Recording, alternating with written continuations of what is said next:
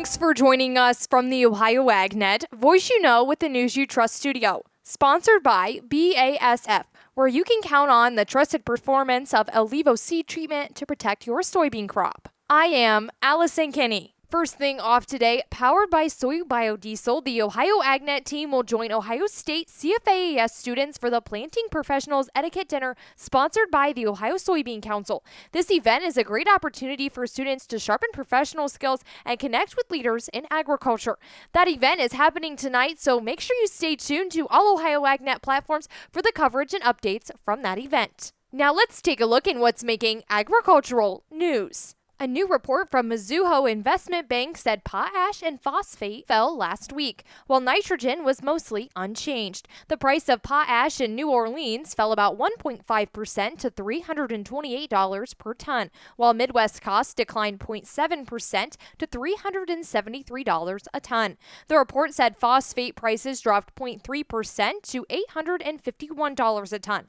Phosphate affordability is at its lowest level since 2008 and continues to raise concerns about demand referral and destruction, Mizuho said. Nitrogen prices are mostly unchanged last week at about $376 a ton in New Orleans and $435 per ton in the Midwest. Supply disruptions and delays in capacities coming online have led to higher ammonia prices, with the benchmark Tampa price recently settled up $40 in October following a $53 per metric ton price increase in September, Mizuho said in its report. Despite some volatility and recent declines, overall fertilizer prices are still considered high compared to long-term averages. Up next in the headlines, tariffs and their impact on farmers with boots on the ground have been a big topic of discussion, but the impact does not stop there, as it also hurts processing companies. Cheryl Miskey, the president and CEO of Associated Milk Producers Incorporated, says it's definitely making things difficult as the company works to improve its exports. Yeah, I think it's important to step back and do the real life look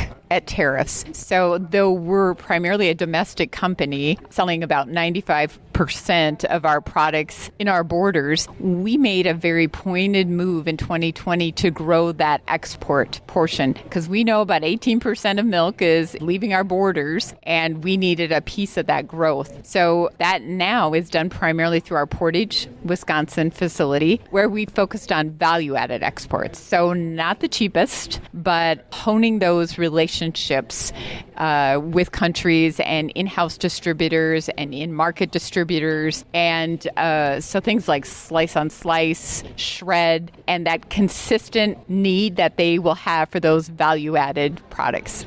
She said the cooperative has invested a lot of time, effort, and money into building up its overseas relationships. You know, we understand the need to level this trade playing field and really support that, but there's a real urgency to defining these relationships. We've worked since 2020. Some have worked decades to build these trade relationships, and we just can't afford, the dairy farmer can't afford for those to be dismantled. Again, that's Cheryl Miskey of AMPI. Also making the news today, the government shutdown and resulting absence of USDA data has left a big void in a volatile grain and oilseed market. In order to fill the gap, Farm Journal conducted a survey to get an update on yields and harvest progress, as well as other topics on the minds of producers. The biggest takeaways in the U.S. corn yields are estimated to be lower compared with USDA September estimates in 6 of the 7 pro-farmer crop tour states. Due to disease pressure and dry weather, the 2025 national yield could be lower than 2024 average yield of 179.3 bushels. As of mid-October, yields are steady to lower for 74% of the respondents from the crop tour states. That's a long way from the higher production of each state's estimate in the USDA's September crop production report. The biggest decline appears to be in Illinois, down 7% from September. Rounding out the headlines this afternoon, a weekend report from the Associated Press said the U.S. may purchase Argentine beef in an effort to bring down the price of beef in the U.S. grocery stores. We would buy some beef from Argentina, President Donald Trump told reporters aboard Air Force One during a flight from Florida to Washington.